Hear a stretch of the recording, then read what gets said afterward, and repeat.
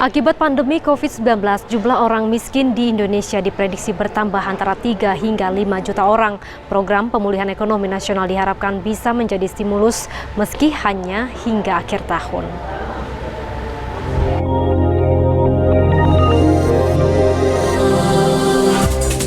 Kementerian Keuangan memprediksikan jumlah penduduk miskin di Indonesia bertambah 3 hingga 5 juta orang akibat pandemi COVID-19. Jumlah tersebut bisa lebih tinggi dari proyeksi sebelumnya, yakni 3,7 juta.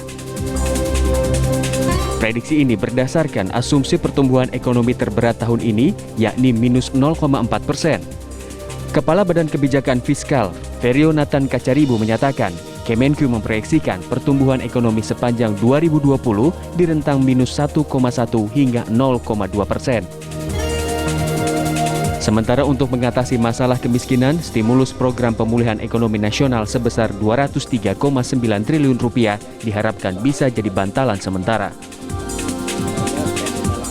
Biarin dia ke minus 3,5, kita tahan semaksimum mungkin. Saat ini kita working range-nya itu minus 1,1 sampai 0,2%. Nah, kita tahan demi itu supaya jangan jumlah orang miskinnya terlalu dalam.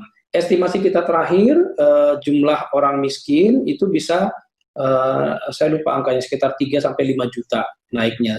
Tapi begini, dengan masifnya program bansos, perlinsos, perlindungan sosial itu tadi 230-an triliun itu, dampak ke jumlah orang miskin mungkin akan terbatas. Jadi itulah yang akan menjadi bantalan itu tadi. Untuk tetap menjaga pertumbuhan ekonomi di teritori positif, belanja pemerintah diharapkan tidak tersendat hingga akhir tahun ini. Sebelumnya, jumlah orang miskin di Indonesia meningkat dari 24,79 juta di bulan September 2019 menjadi 26,42 juta di awal masa pandemi COVID-19, yakni di bulan Maret 2020. Tim TV One mengabarkan.